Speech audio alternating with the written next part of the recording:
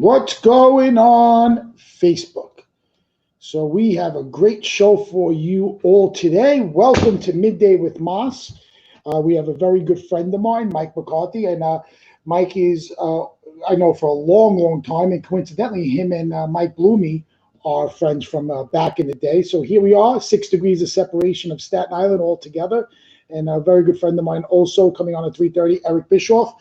The trustee for the UFA, we are running for re-election. But before we get started, let's bring on our co-hosts. We have Mike, the head geek of Techie Geek, Bloomy.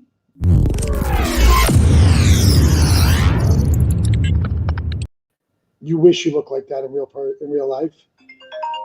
Definitely. You gotta take that? Nope, we don't have to take it. This is what happens when people know I'm live. They start to call. You know why? They think we're going to answer them online, Mike. The man that only does Mondays and Wednesdays from Gotham Trinity Production, and it is Wednesday, Todd Bavona. What up? And I don't have an animation, so that's my animation. I told you, get me the photo of you in the dog cage, and you'll have an animation. And the person that just decided to put on makeup for the first time today and just got out of bed, Christina.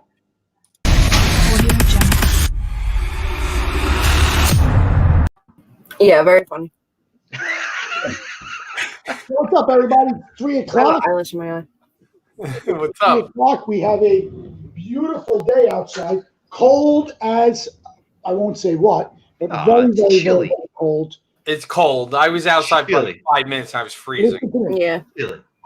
My garbage pails fell over in the wind. They got full of water. I flipped the lid open, and it was frozen. What is the weather right now? April 22nd, folks. So the trees are it's cold for April. though, because it keeps people inside. It's 51 degrees. 51 degrees. So it keeps people inside. It's actually, holy shit, the whole next week is going to be 51, 50, 50, 56, 51, 52. I'm Rain. so Good. sick of it. It's good. Rain 4 out of the 8 days.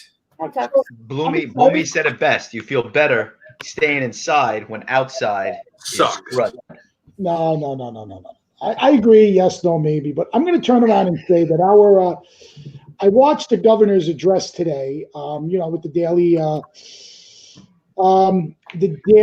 updates of the COVID-19. And I think he might have watched our show yesterday. Because him and I are finally in agreement. The reporters were asking stupid questions as usual. So when are the kids going to go back to school? What's going on with this? When are you going to open business? And he goes, folks, this is every day. Things change. Stop being stupid. As things get better, we will figure things out. I can't project June. We're still in April. So I think for the first time, the governor must have heard that there was a big deal on the South Shore of Staten Island. And he said, let me go listen to Massimo Dodonna, Midday with Moss. He probably logged on, and he realized that I was right, and he should take a page out of my book. We don't know what's going on, folks. We're taking it one day at a time. Stay in your house, and we'll figure it out. Oh, Mr. Governor, when do you think you're going to open up restaurants? Did you just not hear what I just said? So the moral of the story is Governor Cuomo's probably listening at 3 o'clock. What's up, Governor? How are you? And, if you want to call me, feel free, and Text him. You have his number. Text me, 917-584-0917. I don't care that we're live. My number's everywhere. It makes no difference. Feel free to reach out. I just got a prank. And, I'll give you the information. But I think it's time to bring on our first guest because we don't like to leave people for dead in the green room like some people. Not Bavona. And let's bring on an old school friend of mine. I haven't seen him in a long time from Auto Glass Direct, Mike, the driver, McCarthy. And we'll get into why we call him Mike the driver in a little while. What's up, guys? What's up? Hello, everybody. How are you? Good afternoon. Good afternoon. So before we hold on, so we're gonna have to refer Mike. So now we have 2 mics again. So Mike Bloomy's Bloomy, and our guest will call him Mike. Fair, so we don't talk over each other. Fair. So Bloomy, I know Mike from back in the day, but you invite him to be on the show. I'm gonna hand the reins over to you and let you do your thing. No, you can have it. I was just gonna say it's kind of fake, right? Because let's be real, we said hi to Mike in the green room. So is that like on real TV too, Todd? Where like they go and say hi in the green room, and then during the commercial break, you say hi, hello. Hey, Joe Schmo. Hey, guys, want to make sure you can hear me okay? Okay, so we're going to talk about this, this, and this. All right, thanks. Hey, how's your mom? Doing good. All right, we'll talk to you a little bit, and then you come alive. And we're joined by Joe. How are you? Wait, you just did this like 30 seconds ago. Like, yeah. I've been on TV 1,000 times. I know he's been on TV once. He doesn't know how it works. I was on Peter Jennings when I was a kid. There's nothing Peter live Jennings? nothing live about live TV. What's Bloomy doing on Peter Jennings? He was like two. So what, Peter Jennings, he did a whole thing on like drugs, and I was in the Good segue to Mike Bloomfield from Techie Geek. Yeah, the drug expert. Go on. So I was in like a drug program in junior high school, like where I would counsel kids not to do drugs, and he did a whole program on drugs, and I got invited to be a guest. Oh man, how embarrassing! all right. Anyway, Thank you, Christina. Thank you. so I know Mike a long time. So Mike worked at JoJo Auto Parts, where my cousin Joe worked for a long time. It was his family business. He was there for a little bit of time, helping manage the store. Mike was one of the drivers, and he's been on my phone, I think, now 15 years as Mike the driver. It's just funny, like as as cell phones evolved, right? We would turn around and things would change, and you would store people in your phone a certain way. So I might have been on Mike's phone as Master DJ, right? So Mike and I had a lot of laughs there, a lot of belly flop contests, a lot of how many bacon, egg, and cheeses we can eat. This is Fat Moms, Mike Blooming, just so you know. Skinny Moms, just throw up. So, but I ran into Mike a few years ago when I think I broke a windshield, and I reached out to Joe. I said, "Who's doing windshields?" And he's like, "Mike the driver." I said, "So Mike the driver is not Mike the windshield guy?" But one thing you don't do is ever update your phone, because Mike will always be Mike the driver. Like my friends from high school, their wives. It's like Nicole Girardi is in my phone as Nicole Perez. It's Anthony's wife, but she's always going to be in my phone as Nicole Perez. Desiree was in my phone as Desiree Beanie up until like 3 months ago. The boss would go, "Dad, why is mommy in your phone, Desiree Beanie?" Have you been married for nearly like 20 years? And I give you one better. It's Desiree's cell phone number, and her mother's home number is her home number in my phone. I actually had to finally update the comment. But Mike, tell us a little bit about your newest venture and what you got going on and what makes your company so unique. All right, so I'm one of the co-owners of Auto Glass Direct. We're pretty much a mobile auto glass company. We've been mainly servicing Jersey for the last few years. As you know, business on the island could be difficult at times. This is my 7th year. September is going to be 7 years with the company. I changed the name in 2018, so this name is fresh. So not many people are familiar with it. I replace windshields, any back glass, door glasses. I also do ADAS calibration, which is all the new cars. They have cameras in the windshields. They have blind spot monitoring, radars in the bumper, adaptive cruise control. So I do calibrations of all that stuff, and I have the equipment to do it. There's no one in Staten Island, any other glass shop that's capable of doing that. Pretty much it. That's what I do. It's auto glass. There's not really much to it. Windshields, chip repairs. But let's talk about the importance of this. I have a fleet of about a dozen vehicles. We have DOT numbers. A little chip in my windshield will actually, in a commercial setting, they will disable my vehicle, and God forbid we're going to an event. And the convenience of someone like Mike is that he comes to you, right? And there's different types of glass, right? OEM is an original from the factory, where a windshield from a Mercedes OEM might be a couple $1,000. Whereas dealing with a broker like Mike, he may be able to, maybe get to something aftermarket if it's available, right, Mike? Yeah, absolutely. And so, there's aftermarket, there's OEM. I install both. It's just really preference with the customer.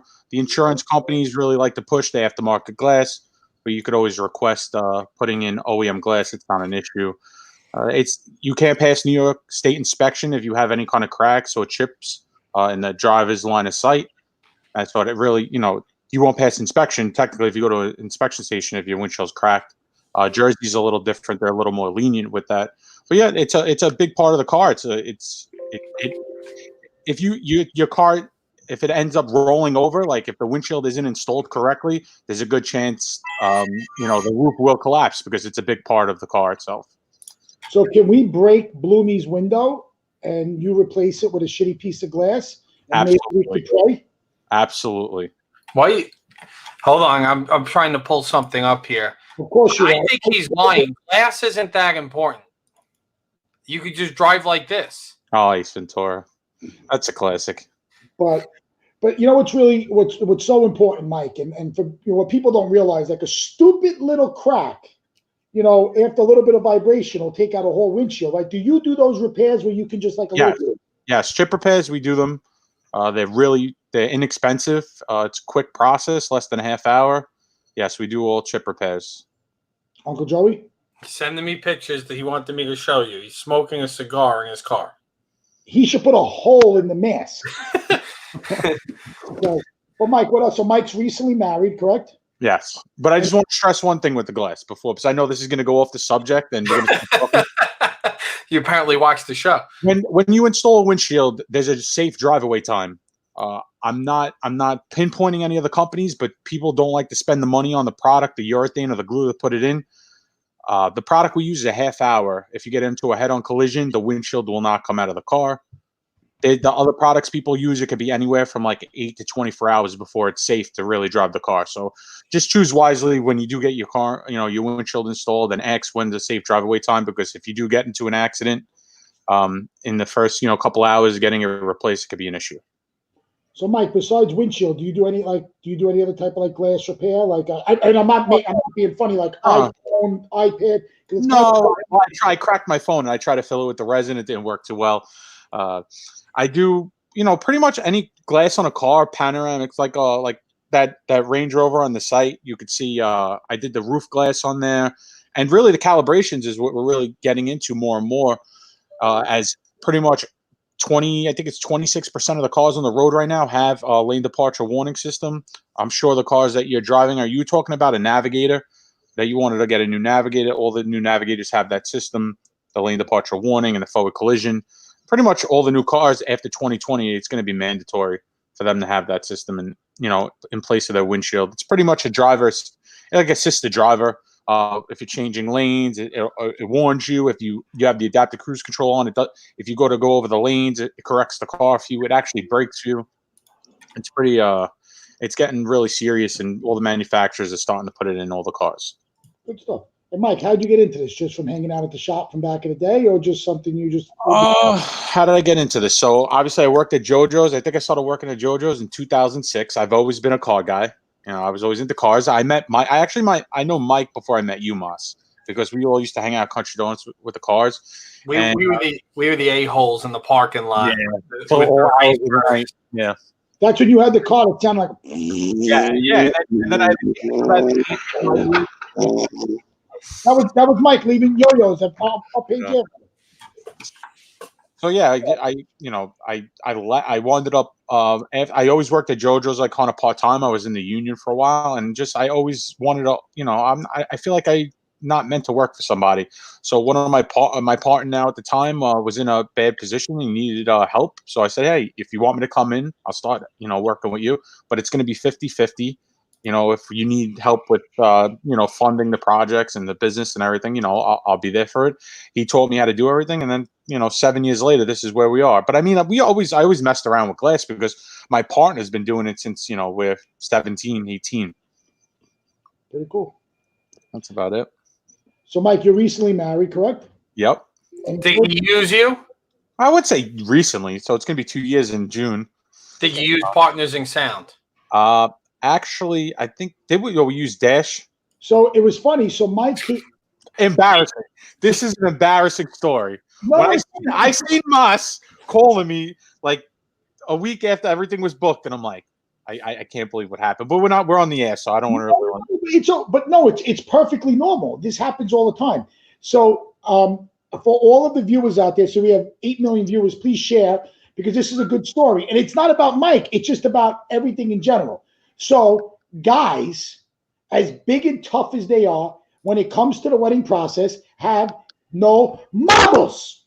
No power, nothing at all. No say whatsoever. And it's Absolutely not.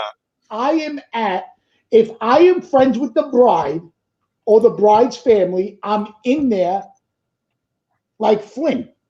If I know the groom or friends with the groom's family, I am automatically discredited. You know why? Because the girls are like, there's no way I'll make my retard fiance pick the entertainment, which is one of the most important parts. And then I literally have to turn around and say, hey, just go to our website. We know what we're doing, because it's every groom is like, nah, I got a guy, I got a friend that's a DJ, and we know what it winds up being. So it automatically discredits. So it's funny when Mike came in, Mike's fiance came in. I don't know how the whole thing happened, but I think his fiance's mother knew one of the guys from one of the companies that we merged with, and somehow, some way, they were like, "Is Moss involved here?" And it was like, I'm like, I called him like a week later. I'm like, dude, why didn't you call me? I would have taken care of this. And he's like, bro, I don't know. Right? It was like that, Mike. It wasn't bad. Well, you did my engagement party. Joey ran it with some, I don't know what the DJ was, but Joey was there, Joey's cousin, and everything was great. But we were gonna do a destination wedding, and then like the grandparents, like my grandmother's like my mother, and I was like, you know what, we're just better off having something here. We literally put a wedding together in like 6 months, and my mother-in-law and my wife went to to meet up with the DJ. They didn't tell me anything. They just went. I'm working all the time. I wasn't really involved, and that was it. And then Moss called me, and I was embarrassed. I was so upset because I was like, Moss is a friend of mine, and I want to use Partners in Town, but it wound up working out because I guess you guys merged or whatever. But still, it's just a principle. But I think your mother-in-law knew Joe, and it was yeah. That was one of the reasons why we did come together as a company with Dasher Class and Platinum, because it wound up being that a lot of it was like two great brands coming together. So it was definitely, but it was funny because there's a lot of stories like that people would be like, they would walk in and be like, I don't want to use Partners in Town. I want to use Dasher Class. I think Moss is an asshole.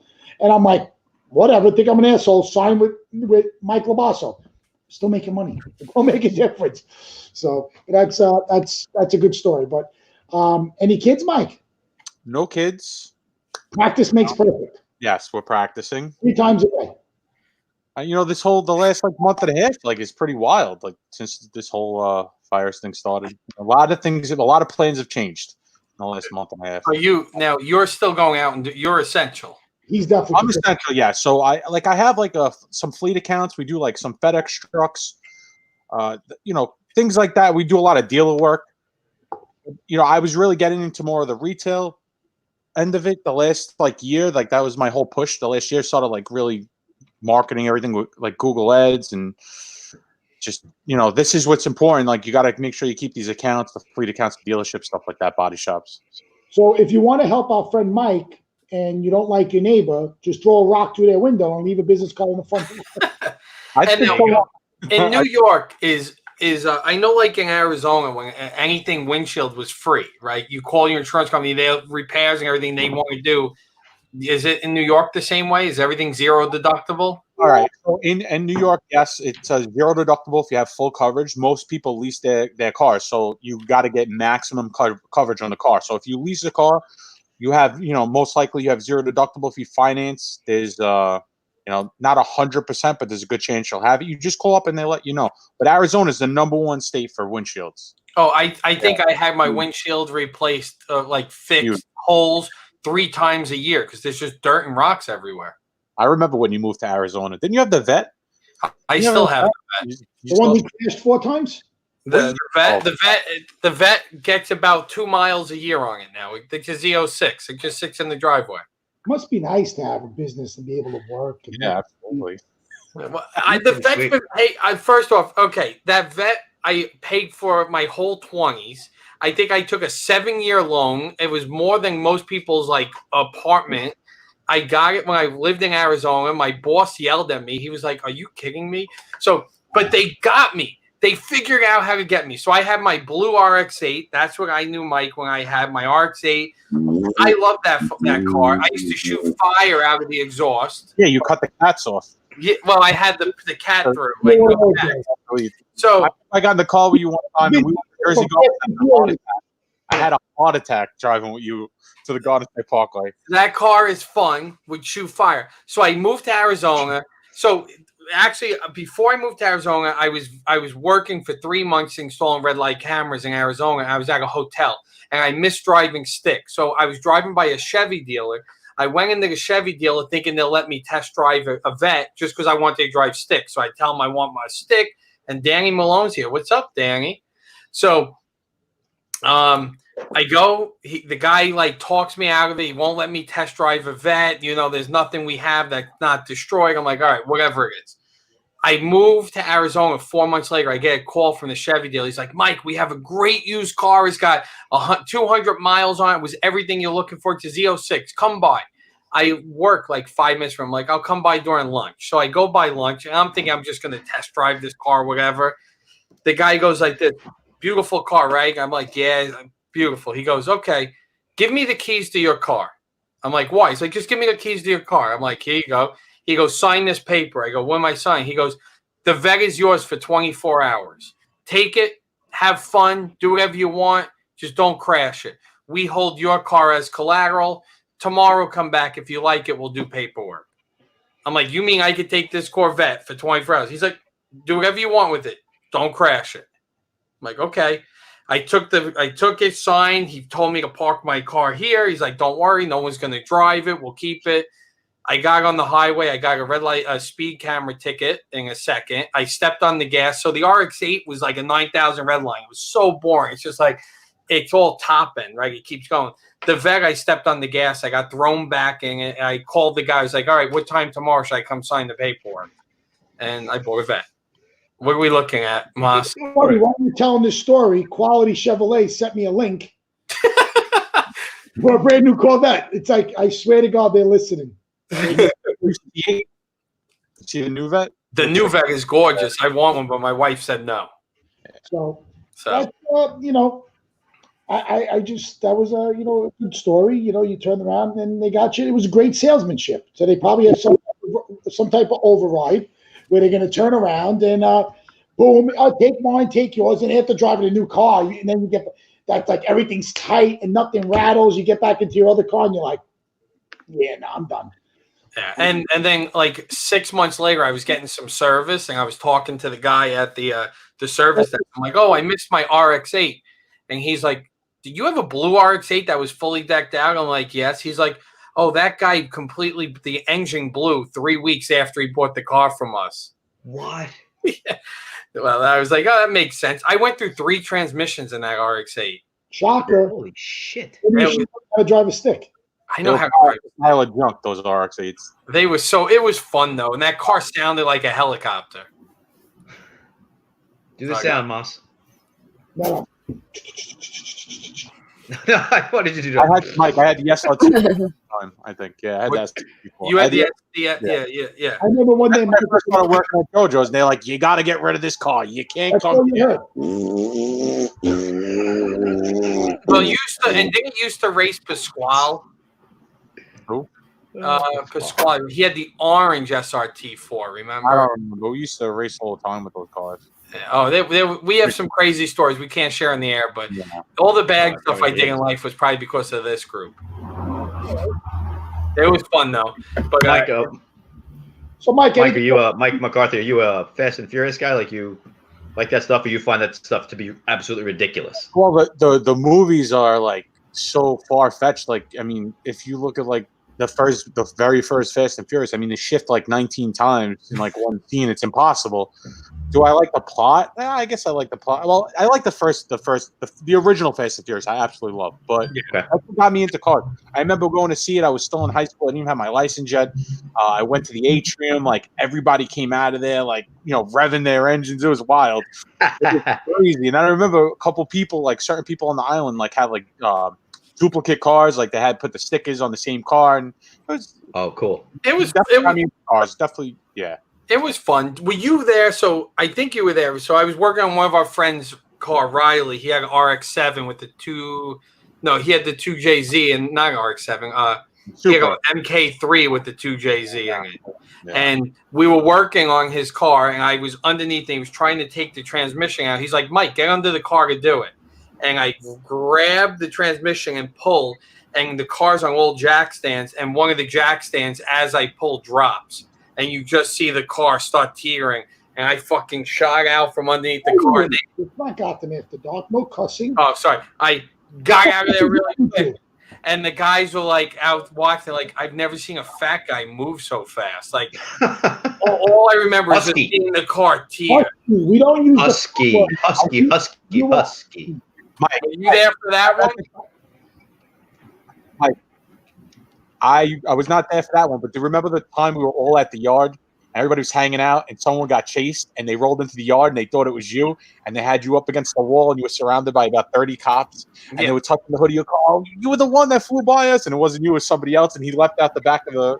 Yeah, so there was a race down Tarjee Street, and one of our friends had a garage there, and there was all of us working, and I had the blue RX-8, and he had a blue 350Z.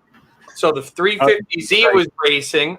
And a Evo, right? What was it, yellow Evo? Yeah, Jake's Evo. Yeah. So, and the next thing you know, the guys, our friends, like, Mike, you should move your car because we keep seeing cops like looking for them because they got out of there. Like, it was insane. And I'm walking to my car, and as I'm walking to my car and moving out of view, cops just come running up the driveway, guns drawn, hands up, everyone. Now they put us all in like a circle. And they're like screaming, you guys were just in a high-speed pursuit, and it was this car, and they point to my car, and I'm like, well, first off, that car's been sitting there idle for like 4 hours now. And the cop like runs over, he touches the hood, and he's like, detective or whatever, Sarge, he's right, the car's cold. And then they like spot the 350Z up the hill. He's like, there's another car that's blue, and they run over, and the cop touches, he's like, oh my God, it's hot. It was crazy. And then they were fine. They were actually really nice, the cops. But then these schmucks told them that I work for the red light camera company, and the cops started picking on me because I do red light camera. You were ready to give somebody up that day. Perfect. Oh, what a treat! Hey, let's add another mic. Except he's stuck on the moon right now with dial-up internet. Mike. Mike. Who, Moss? No, you. There you go. Who's stuck on dial-up? You, Grass. Mike. Oh, me, Mike. yeah. I don't know. Well, Techie Geek did this internet here, so I don't know what's going on. Oh, yeah, You're right. probably not even on your Wi-Fi. You're probably on the mall. It's fine now. I might not be. Nope. Stand by. Stand by. Standing by. Stand by. Hey, Mike McCarthy, I He's got out. introduced to that whole kind of car scene. Same thing, Fast and Furious movie, but also upstate New York. Well, it's not upstate New York, but Poughkeepsie. And I've told this story before to these guys. I've never seen on Staten Island, at least I didn't see it. Like everyone get together at the local Dunkin' Donuts, line up their cars, hoods open, racing along the streets along Route 9 in Poughkeepsie, New York. Who's got their dropped Integras? My buddy had a dropped 98 Honda Civic.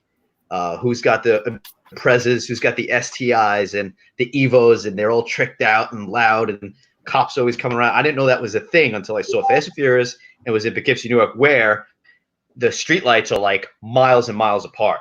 Like it's not as condensed as we are in Staten Island, where there's a street light like every half mile. Yeah, it's like driving down whatnot. So Route it's 9 in Freehold. exactly so there's tons of open space upstate, and also was introduced to no streetlights in Poughkeepsie, in some parts, or in towns of like Polkwag. So people would in these fucking rice rockets, excuse my language, riding around, they'd turn off their lights. I'm like, there's no streetlights and you have no lights on. What are you doing? So my point being, just like, that culture. Like I didn't know about that until I went away. I didn't know that was a thing. Well, there's a huge car culture. Staten Island has a huge car culture. Go to Country Donuts on a Tuesday night. I know I listen often, so I know you live in Jersey. But they do like in Jersey, like on Route 9, they do like pop-up meets. They call it Lost Goonies, like where the Texas Roadhouse was recently. Yeah, there was probably like 2,000 cars there. Like they just do like pop-up. Wow. The car scene's huge because it's like all different ages. You got kids that are 18 and you got adults that are 70 that come out. So it's a really variety of people. Was the car culture around, like, let's say, mid 90s, 2000s? Was Yeah. it there as well? All right. So Country Donuts, I was hanging out there probably like every night, probably like 2005, 2006, like 2003 to like 2006. And then I started working at JoJo's 2006, and that's when I disappeared. I just was working Gotcha. 7 days a week. But yeah, it was there's still till this day people are there on Tuesday nights. Sure. Yeah. And I know I know there's tons of forums and sites to go to share information. How do I do this? I'm trying to trick this out. How does this work? And I totally get it. It's never going to die out. No, yeah, for sure. Yeah.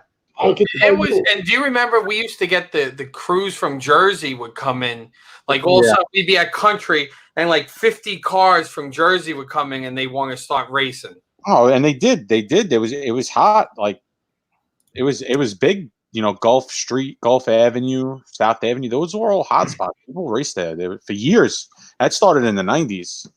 Was there ever talk? And now I remember the NASCAR track that they were supposed to have in speaking of Bloomfield, but in Bloomfield by the Goethals Bridge, that's now Amazon. That's another story. But was there ever talk of doing a racetrack dedicated to just straight up like quarter-mile strip or a mile strip? Racing, no.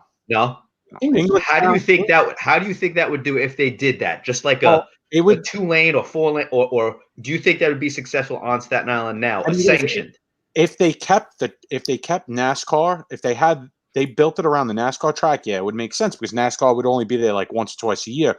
Right. But drag racing is huge. Like I've when I did travel a little bit, like up and down the East Coast, like racing, not like me personally racing my car, but like traveling with other people. And drag racing is huge outside of New York. Long Island has a tremendous race. Oh, really?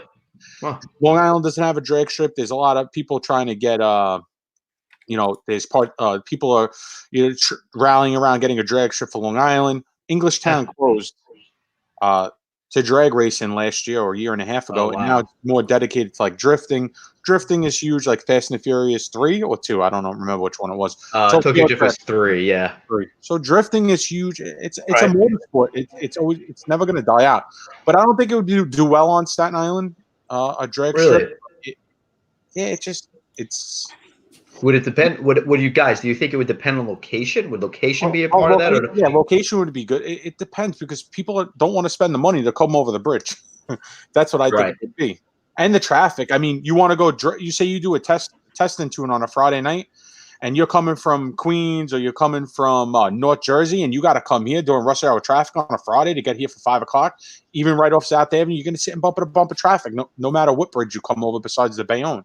So it doesn't make any sense. With the car community, though, like I know New Dorp has their like classic cars. Like, could you combine the events almost? And like, is that separate communities or way different? I mean, way different. I think it was like Wednesday nights or Thursday nights. I remember I always used to drive down Richmond Avenue. It would be like the Cadillac Club would be at Z2 on Richmond Avenue. And you'd see like the guys out there with the white walls, the chrome, the convertibles down, and like all the Cadillacs, 80s, 70s. And then there's like your rice burn. There's all different groups. Groups. Gotcha. One of our biggest fundraisers for Beanie was Bikers for Beanie. Oh my God, those are huge. And it was the classic car show motorcycle ride. Right. And the classic car guys used to bitch that we had a category for, newer cars and new style cars. And it was like such drama that the classic car guys like, oh, those cars shouldn't even be here. And I'm like, guys, I'm not a car guy. I'm not a bike guy. I'm like a whatever type of guy. I'm like a guy that has a $250,000 Ferrari deserves to be here, or a Bugatti or $1 million Bugatti deserves to be here as much as you that restored a 1938, whatever. And people used to bitch and complain that we used to have categories for in all different trophies. It was crazy. So it was definitely it's an interesting because they're all beautiful, but it's just a matter of what works best for you and what you're into. Like to me, like the old cars are really nice, and I was part of a lot of that, producing events. But I think the new cars deserve the same respect too. And then we had movie cars and I could see you in a Cadillac. Shocker. No, like an old school convertible Cadillac. Moss was an S550. Benz. I remember you always wanted one. He always wanted one, right? And then you ended up getting it. I remember. I have a picture of you tagged from 2009. I think you tagged me in a picture. Was You're that like, the I didn't have silver one. one you showed a picture of, Moss? Yes,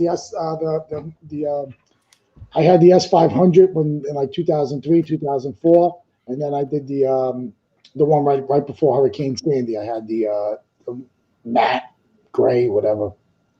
Christina, are you done? Yeah, thank you, Jennifer. Makeup's on point. Good. Oh, I can see. All right. Great. SIRacing.net still around? It's not around. I just checked.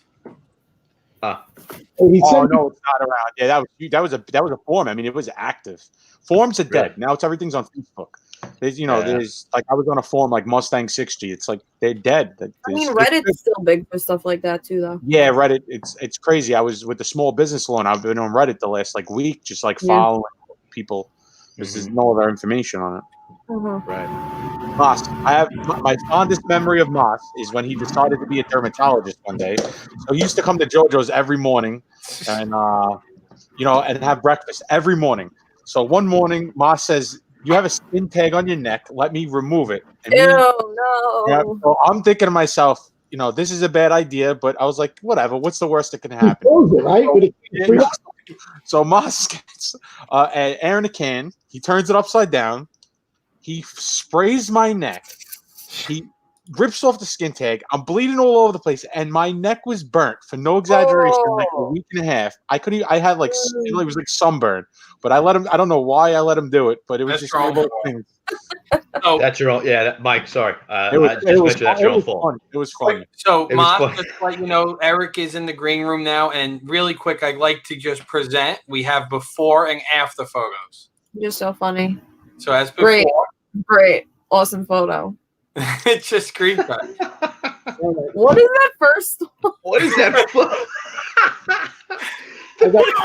I can't even get mad because it's such a bad picture that it's not even insulting. That's real. Being on the show, we want to try to keep it to within an hour. We want to invite our next guest, Mike. All right. You want to hang out in the green room? It's just kind of. I'll get off. But thank you for having me. And hey, Mike, if you ever want to get in touch with we didn't really talk much here, but in the green room, like body shops. A couple of my friends own body shops. So we're gonna link up. I want to start networking on the island. I mean, I have downtime. Being an owner operator, you don't have time to do anything. Like you work 7 days a week as it is, and like between networking and then you do your marketing, and I had a big plan for scaling the business. This year, and then I was like about to lease a piece of a shop. Everything just happened at once, so everything's on hold. But it was nice to actually slow down and take look at the big picture and say, oh, I could do this and I could do that. I want to get involved in this and join the Chamber of Commerce and network with these people and donate to these funds. Yeah, and that's raise awareness. Definitely. And I'll message you on Facebook because the Chamber of Commerce, and SIDC, both the LEM businesses register with them even as non-paying members right now. Advertise. Yeah. Awesome. I took advantage of that, Mike. I highly recommend. And do you know Michael Delagrazie? No. He's Double D's Cherry Collision off the West Shore. Yeah. I don't really deal with I deal Kevin's Auto Bodies, like one of my biggest accounts. He's down on Grand Avenue. He's got a little satellite on Ember Road. And then I don't really do I stopped doing a lot of work out here the last couple of years, and I went mainly into Jersey, but now I'm going to come back onto the island. I mean, cool. Nice. Cool. Awesome, all right, man. All right. Thank you for having me. Talk to you guys soon. And Mike, take care, bud. All right. Hey, did I take him out too quick? I don't know. Did you? Hey, I got some good news for Todd, though. Oh, she's back to doing makeup. Todd, my lips are so chapped. Todd? Yes. I worked on this for you. Oh, boy. All right. So our next guest, before we bring on our next guest, we ask all our viewers to share our page again. I want to introduce a very, very good friend of mine. He is a competitor of mine, but he's a very, very, very good friend. One of the nice things about our business, our industry, is that either we love each other or we hate each other. But I want to bring on a very good friend of mine, Eric Bischoff from Sound Explosion, and also he's running for re-election as a Staten Island trustee for the Uniform Firefighters Association. What's up, E? Massimo, thanks for having me. How you doing, guys? What's up, Eric? How you doing, Eric? Nice to see everybody. It's funny because we were talking about wedding DJs, and you actually DJ'd Mike's wedding. He did. Okay, very. Are you Nice. still married? Yeah, I'm still married. So Beautiful. I did when a was great I job married? then. What was it? 2011. You did it. And if we're being Terrific, honest, I terrific. did meet with Partners in Sound, and we went with you. Okay, all right, that happens. It doesn't happen often, but it does happen once in a while. I think we met some guy Moss, and he seemed like a real asshole. So I think we went to the nicer guy. Well, listen, the nicer guy part of it is very true, but thank you. So, Eric, tell us a little about what's going on. I know obviously you're running for re-election as the trustee, Yes. and you're retired from the fire department. You're Mhm. out of the beach boards. That was like 161. 161 engine in South Beach, yeah. So there's just so much going on. Things change all the time in the fire department. Everyone knows now the hot button issue is the COVID-19, and the firefighters, along with other first responders, are really on the front lines. A lot of the people that I represent have already gotten sick. In particular, if we just talk about the South Shore of Staten Island, I had lunch in the Annandale Firehouse just today, and they had 12 guys sick with COVID. The firehouse on Richmond Road, somewhere between 12 and 14. The firehouse on Richmond Avenue, I think the number's up to 22 contaminations with COVID-19. So this thing is really spread throughout our ranks. The morale in general is a little low right now for the firefighters, not only in Staten Island, but in the city of New York. So, everyone goes through this catastrophe in their own way.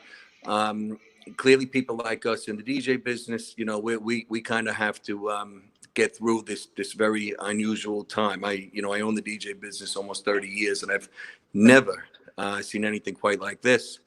And then my other line of work in advocating for firefighters, they have a whole other and frankly more important line of concerns and challenges just to keep themselves healthy and keep themselves healthy when they go back home to their families. So one thing that Eric was out there before us, Mike. Eric went out to all the firehouses with his partnership with was it Hood? Yeah, it was the skateboard manufacturing company down in by Irby, down in St. George, and they were great. I mean, these guys were unbelievable. They basically make skateboards, and when their business came to a halt, and they were basically told they had to stop production, they actually hooked up with a couple of nonprofits in the area, particularly with a dear friend of mine, Camila Hanks.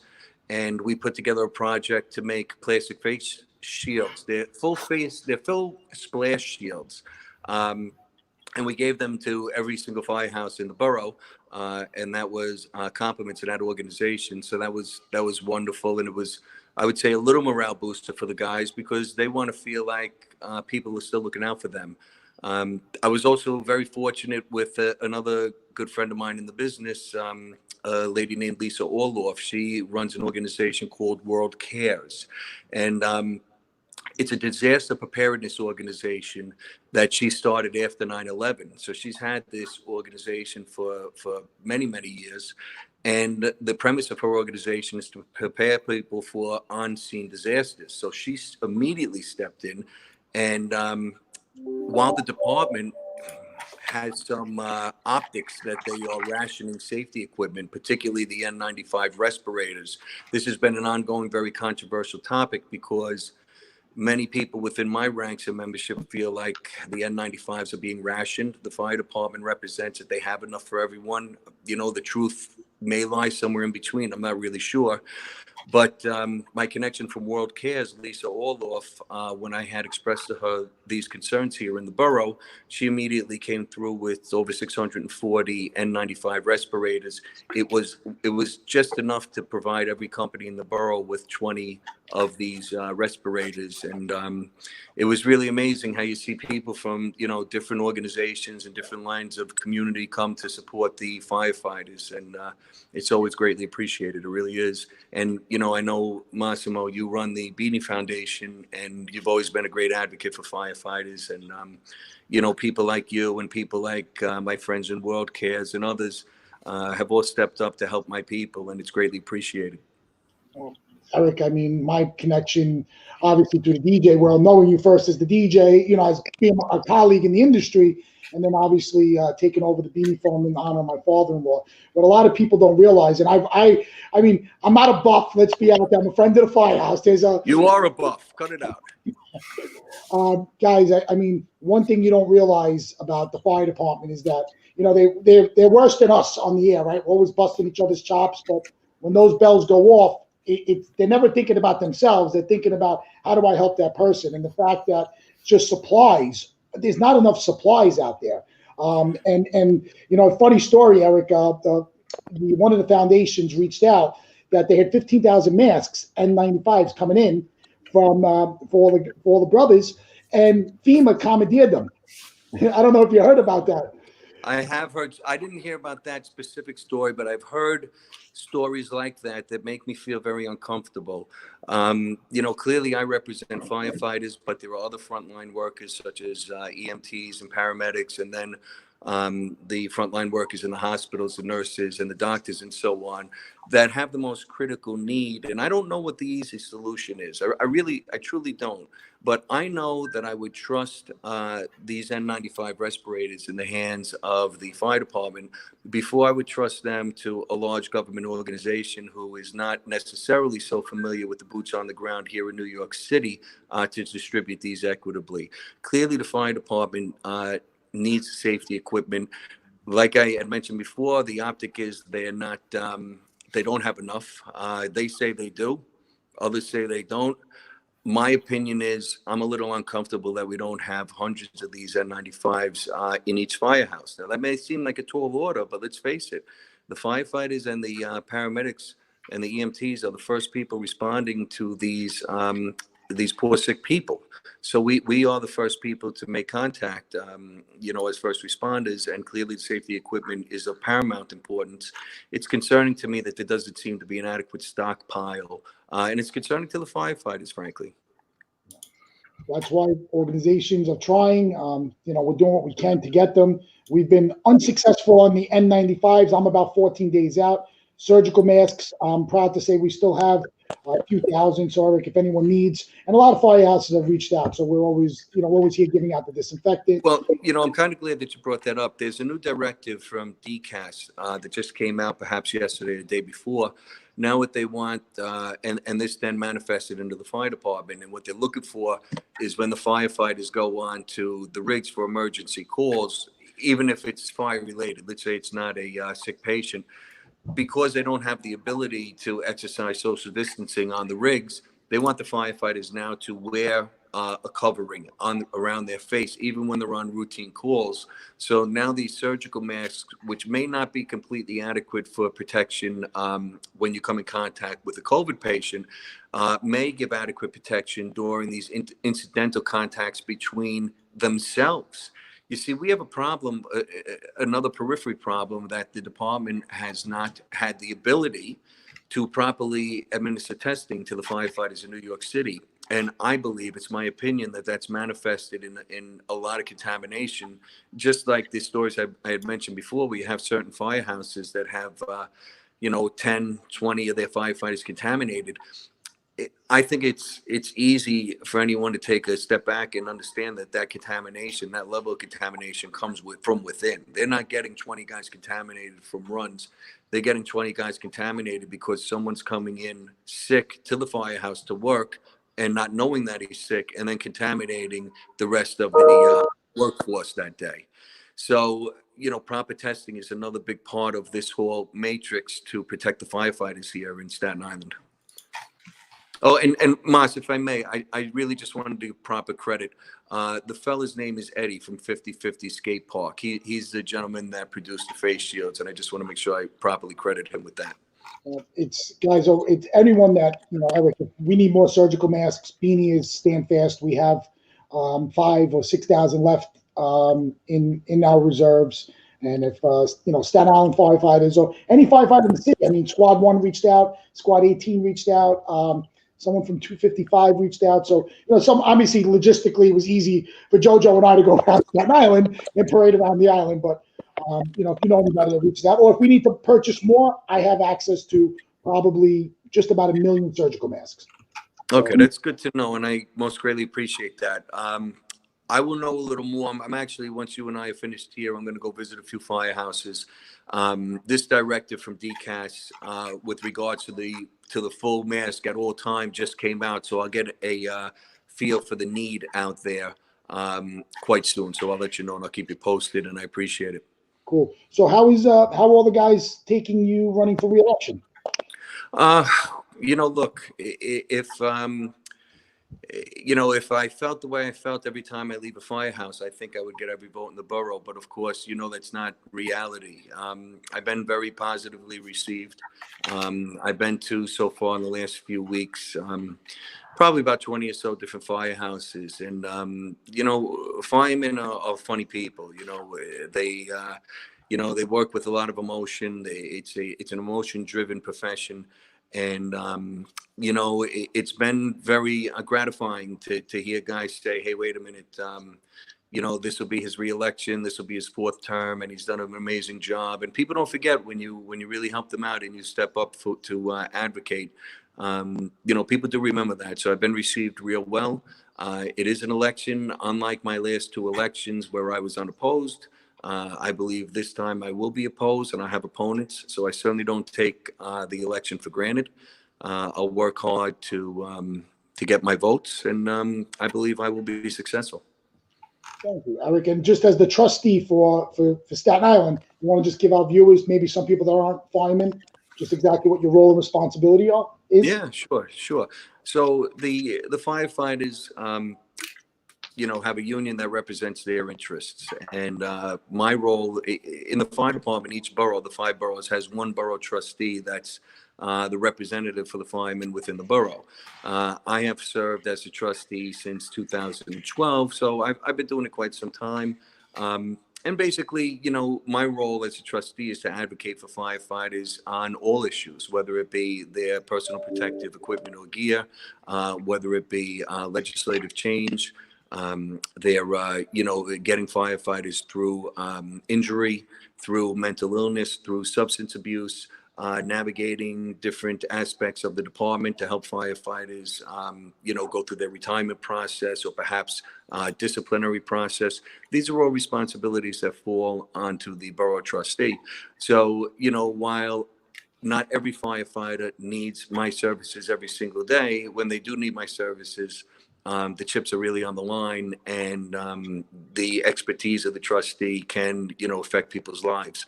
So again, I've been really well received because I take a lot of pride in with my position as a trustee, and I take it real seriously to advocate for firefighters. And I think my success in advocating for these guys has shown pretty well. So I've been received well. We'll see what the votes say. Is the position only for Staten Island or all 5 boroughs? No, so the UFA has 10 elected positions, the Staten Island trustee being one of the 10. The entire UFA board is up for re-election. So it's not only the Staten Island position, but it's all other 9 positions, the 4 borough trustees, and then the president, the vice president, and so on. Not everybody will be opposed. Some positions will be contested like mine, and then there will be others that will be uncontested. I think right now, there's probably half of the board positions are contested. You have to have your petition signatures in for May 1st. So anything could happen between now and then. After May 1st, they'll close the petitions and they'll begin the election cycle.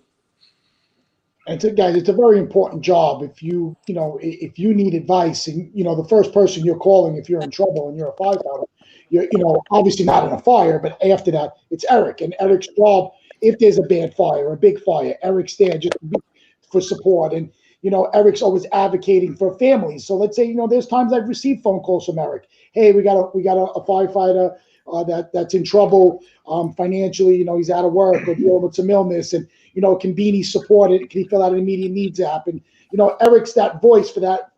These are very, very, very proud men. I mean, if I knew about the job prior to meeting Des, my life would have probably been different. But to have someone that's so well spoken like Eric, and someone that advocates for them and can pick up the phone and make 15 phone calls and get answers right away, it's hard. It's hard. These guys are the guys that are running in when everyone's running out. And when they have a problem, they don't know what to say. So that job is so important. And Eric is, I mean, for the 8 years of that I know Eric on that tone through the Firehouse of Rescue 5 and Engine 160 in division, will love him because they know Eric's the guy and, he's going to get it done. So. No, I hope they remember all that, and thank you for that. And I hope they remember all that when the ballots are mailed out. And I'm cautiously optimistic that I will be successful, but I certainly don't take it for granted. I'll continue to work hard and hopefully earn people's votes when it comes to this. And if I do, I'll serve for the next 3 years as the trustee. Great. Eric, thank you so much, and I'll definitely reach out. Let me know about those surgical masks if we need to make another order. I will. Thank you, guys, for having me. Okay. Thank you, Eric. All right. Bye-bye. Eric, take care, man. Bye-bye. So, guys, just to wrap up a little bit, if we have any firefighters watching, or maybe any friends or family or wives of firefighters, I don't know if anyone is going to be running against Eric in the DJ arena. I'm going to fight him out a little bit, but as the trustee for Staten Island, I can tell you that Eric has. I've called Eric several times. I've had the beauty of calling Eric, say, "Hey, E, I got a problem on a party. What do you think I should handle this with?" Now from the fire department standpoint, Eric, what's involved with this? We want to get involved, and he's always answered my call, and he's also had the union, basically back us up too. As a non-for-profit, right? So we walk around as the Beanie Fund, and it says FDNY on our patch. I mean, sanctioned from Commissioner Cassano back in the 2003, 2004 age. But, people have said to Eric, what's up with this kid Moss? He's not even a fireman. Like, why is he doing this? And Eric's validated to people that, no, Moss is good people. Yeah, he's a DJ. We're competition, but we're not. We're friends, right? It's funny, Mike came to us. He went to Eric. I'm glad he went to Eric and not someone I didn't know. I'd rather see the money flow to someone that I'm friends with. But the bottom line is that, he's your guy, and, he's your voice. And it's important Eric is the type of guy that can have a beer with anybody. You want someone that, if someone's going to represent you, if you're in trouble, you need advice, you want someone that you can trust and you can be real with. Not someone that's going to be like, yo, I'll talk to you later. Give me. Like, I've heard stories that people have called Eric 3 o'clock in the morning and being like, "Hey, Eric, I need your help." And Eric's like, "I'll be right there." So guy always answers the phone, and that's it's a political job, but it's important, and that's why our local politicians, the Mike Rileys, the Steve Mattios, the Joe Borellis, the Jimmy Ottos, I have their cell phone numbers. Every time I call them, they answer, or you get a text, "Hey, I'll give you a call right back." And not some of the other politicals aren't, but the ones that I'm friends with, and it's important. But it is great show today, Mike McCarthy. I was looking through I was trying to look through my wedding pictures to see if I have any pictures of him.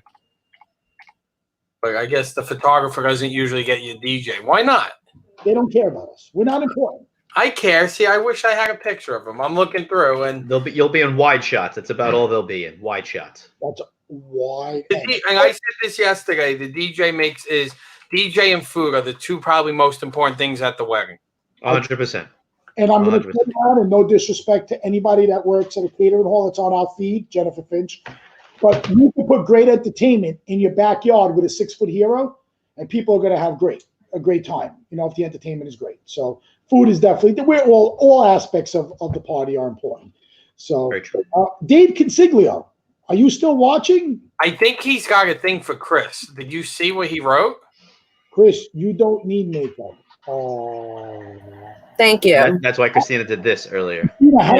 How was your date? Did you go over and have dinner with Dave last night or 2 nights ago? No, yeah, totally. No. Wow. We didn't even get to ask Eric. Nothing against Dave, but. Are you filming videos after this? I would like to, yes. All right. She got all made up, done up. I just want to say I didn't get a chance to ask Eric a question. Oh, I'm sorry, Todd. Yeah, he bogarted the whole thing. I really wanted to. I had a couple questions for him. I wanted to ask him about what the firefighters were thinking post-COVID, and I had a couple questions for him. I wanted to get to know the guy. Yeah, way to go, Moss. I'm sorry. I just thought I wanted to. Good. It's 4:01. It's good. It was good pace. See, that was good. 1 hour. We're done. We're gone. It's I good. re-uploaded. You're not normally here. Like sometimes you're here, sometimes you're not. We don't Nope. know. He's not going to be here Friday. He's off.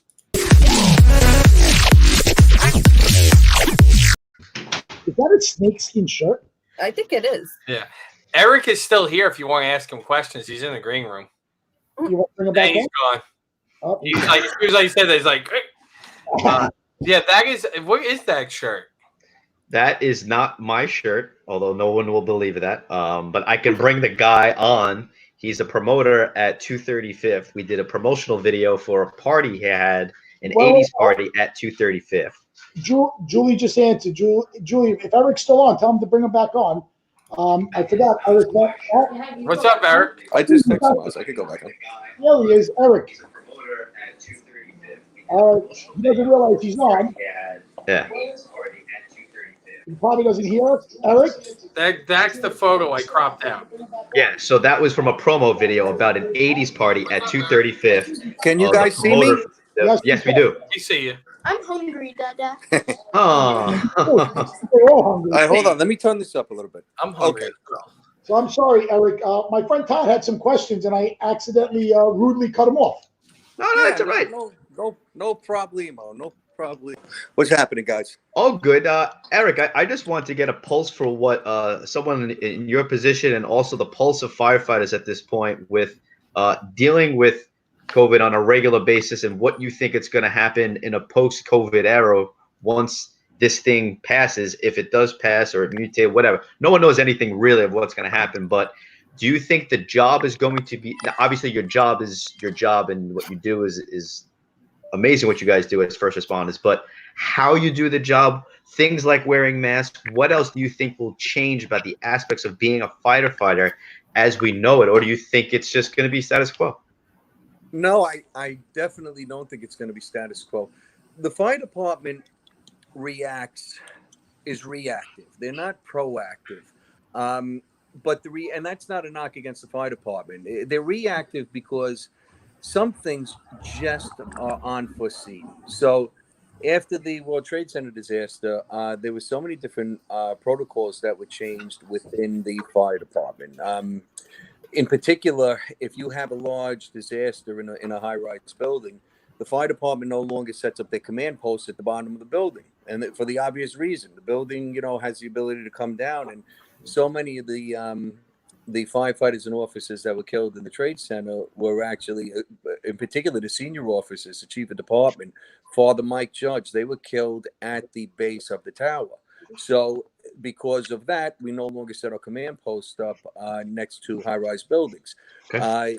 Such things happen after Hurricane Sandy. This will be no different. There's definitely going to be a lot of changes in the protocols. Right. We're at an extraordinary disadvantage because firefighters live together. When you go to work, it's not 9 to 5. You can go to work and be in a firehouse for 24 hours answering calls. And we eat together in a common kitchen. We drill together in a common garage. We bunk together in a common bunk room for rehabilitation after a fire. So, I suspect things are going to change. I in ways that I'm not quite sure. But I think people are going to be more, if nothing else, people are going to be more cautious in their food preparation. People are going to be more clean in their personal sanitizing, their personal hygiene. It may also come to a point where our traditions of certain things that we do may change. It's a little early to say exactly what that may turn out to be, but I suppose we're going to see how far this pandemic goes within the fire department itself. Certainly, if nothing else, we're going to have revised guidelines when we come in contact with sick patients. What about last question? I'll let you go, Eric. Just what's been the public response been to what you guys have been doing? Has there been this awkward exchange now with people when you respond, or when you respond to COVID patients specifically, or when you respond to a fire? Is this also awkward social exchange, or is you have a job to do and they know you have a job to do? Are they allowing you, or is there? I mean, it can't be resentment or anything. You're doing your job, right? So yeah, it's a multifaceted question. Let's break the question apart. Right now, the public sentiment is really good for us. I think that the public in general most greatly appreciates the first responders, the firefighters, the EMTs, because they understand that we're the ones who are at a higher risk because we're responding to try to help patients that are sick and infected with this. So in general, the public support has been very good. The local businesses have been providing food for the firefighters, providing some support. So that's been really great. And we do see that from time to time when there are large disasters and the the fire department steps up to their calling. With respect to fire duty, ironically, there's been a lot of fires in Staten Island. There just have been. You can't go a day without some large fire in the borough. Right. When it comes to firefighting operations, we haven't changed our tactics. It's an aggressive attack onto the fire, and at this point, we haven't changed our tactics to modify anything to minimize the risk of contamination for COVID.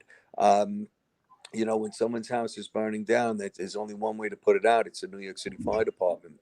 Now, with regards to the medical calls, that's the tough one. That's really the tough one. When people call now, there can be a large sense of desperation because their loved one may be sick or may be infected, and the stories have been so grim. So it's actually our membership that is more cautious, on a little bit of a higher level of alert with regards to their surroundings. However, most importantly, is that the firefighters are very committed to their profession. They are going to and have risen above the risks of contamination, and they're going to continue to respond professionally to serve the public at their own expense sometimes. So, while the morale's a little bit low, hopefully with renewed testing from the fire department, hopefully with adequate personal protective equipment, hopefully with additional training at higher levels than what we've received, the men in the field can make themselves safer, responding safer in the firehouse, and continue to do their job. And I think the public support plays a critical role in all of that. And so far, it's been very good on that front. Great. Excellent. Thank you so much. And I would be remiss to go and change to a softer topic now, Eric, but my two partners are huge wrestling fans. How often do you get that question? If let's say I had $1, right, for every time that I got that, I would have, I'd be long retired from the DJ and the union business and have my own small island, but because the spelling's the same and everything, right? The spelling's the same. He's a little better looking, and he's got a bigger wallet. But other than that, he and I actually are quite similar. Are you actually a wrestling fan by chance, or you have no desire? No, you know what? It's not. It's not that I'm anti. I'm not a fan. My girlfriend Julie is a fan, but I'm not. She watches it. I prefer MMA. I watch the MMA fights. But hey, look, I got a name that some other famous guy has, so it's all good. Cool, awesome, man. Well, thank you, and Moss, thank you so much. I'm so glad you came back on. Just want to hear you. You're very well spoken, and best of luck the rest of the way, and stay safe to you and all your brothers and sisters on the front line. I most greatly appreciate it. Thank you very much. Yeah, you got 1 second, Eric? Oh, well, one more. You got one question for you. We'll get you off 20 seconds. Oh, sorry. So you were my DJ, and I want to make sure that no one in my wedding liked peanut butter. Did you have another question for me? Yeah. Can you hear me or no? Oh, he might not hear you. No, I got you back. Yeah. All right. Last question. You were my DJ. I just want to make sure that nobody at my wedding. I can hear you. I'm not sure if you can hear me. All right, Eric. I hear you. Tell me the question, Mike. I just want to know if you like. I got you back. Oh, Eric, he wants to know if you like peanut butter. Eric, can you hear me? This is very important. Eric, he's so obsessed about peanut butter. He's like this. So I got one co-host that's scared of peanut butter, another co-host that's scared of cheese. This is what I deal with. And you're scared of pickles. And you're scared of pickles. Right. May I answer? I answered all the rest of the questions. Go ahead. So I am a fan of peanut butter, but I've switched to almond butter. It's even lower in cholesterol, has a better flavor, and it's better for you. I'm trying to slim down in lieu of my election right now. So things are very competitive, so I'm slimming down a little bit. Awesome. Unbelievable. Awesome. Thanks, Eric. Be Very good. good. All right, Eric, for real. See you All later. right, boys. so much. Enjoy, and thank you for having me. And I do appreciate it. Okay, thank you. You're awesome. Bye bye. What a guy. It's awesome. It's funny you talk about one thing he mentioned, traditions changing in the firehouse. So when we dropped off all that PPE, every firehouse, it's common. Hey, you want a cup of coffee? And and it's like they were only asking out of like, it's kind of like a firehouse thing where you guys want something to eat. And we were all like, all right, guys, we're good. Thank you. So they were asking out of respect to hopefully that we would decline. So and that's what I asked him is like, things are going to change, right? Like, I wasn't sure, like, how would, like, there's such creatures of habit and what they do, and there's a brotherhood and sisterhood, and like a lot's going to change in the house, let alone when they show up on site. That's why I was curious to see what he thought. He was great. He was really nice, Moss. Guys, the firehouse is one of the most amazing places to be at. 10, 12, 14, 16, 17 guys, depending on where you are. And it's crazy. It's a really amazing place. But, one guy gets sick. These guys in the bunk room, they're all sleeping together. And they're all, and it's, you get on a rig, you accidentally, wipe your nose, touch a doorknob. You don't. It's that quick. But we try to keep them to an hour. We're an hour and 12 minutes. We're pulling the plug. Last thoughts, Mike? Last words? No, I guess got them after dark. We have any guests? We do. We have. I got to confirm. That are going to be in the green room from now until midnight. Melissa Kubilis, who is a medium, she's going to be joining us. Really? I believe Jay. What's Jay's last name from Flagship? Sykes. Jay Sykes is joining us, and Bruce Daniel from Intox Fitness Tottenville will be on the air. And I'm trying to get Jessica Rose back on because she just announced on Instagram, breaking news, she just released an album. So I've messaged her. I would love for her to come on to talk about it a little bit. Maybe you don't have enough guests. Should we get some more people? Christina, you want to come be a guest? Nope. Nope. She doesn't like me. I had a 4 o'clock call, a 4:05 call that I have a 4:30, so we're all busy. I will talk to you guys later. Got them after dark. Happy Earth Day. Happy Earth Day. Go Earth. Go Earth. Don't kill us. Don't kill us. Tuning in. Thank you, Eric.